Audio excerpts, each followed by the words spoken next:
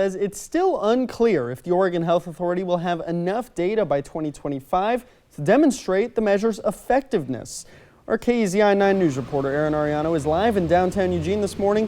Now, Aaron, the audit says that the OHA needs to do a better job of providing data. Isn't that right?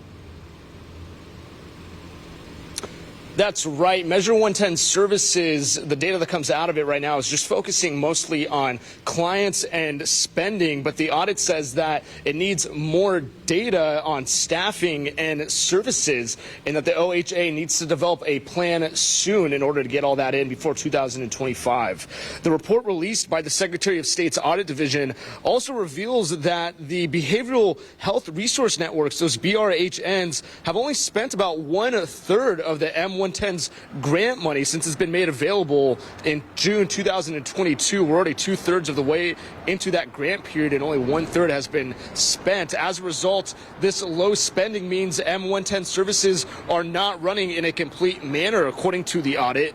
Ian Green is an audit manager at the Secretary of State's Audit Division. He says that the OHA and these networks really need to pick up the pace due to Oregon's drug crisis.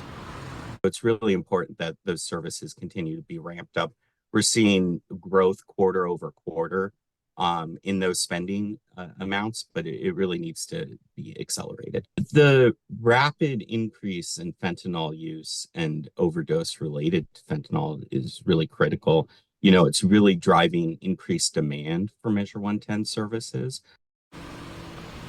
He says that demand is putting pressure on the behavioral health system. The audit says in 2018, 690 fentanyl pills were seized by authorities in Oregon and Idaho's high traffic area. That was a little over 3 years ago. In 2022, 3 million pills were seized. So Green says the demand for M110 services is very much needed, and it's been 3 years since the passage of M110. This audit is just providing a look at what needs to get fixed before another audit by the state in 2025. And coming up at 6:30, we'll tell you about all the recommendations that the audit is recommending to the Oregon Health Authority. Reporting live in downtown Eugene, Aaron Ariano, KEZI 9 News.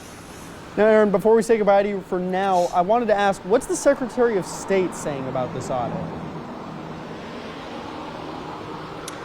So the Secretary of State, LaVon Griffin-Valade, she released a statement and after this report was released, saying that people might look at this audit report as a measuring stick for the law, but she says it really is just a closer look at the grant funding for these M110 services and how all of it could be made better. And she also recommends the OHA really consider these recommendations. Joey?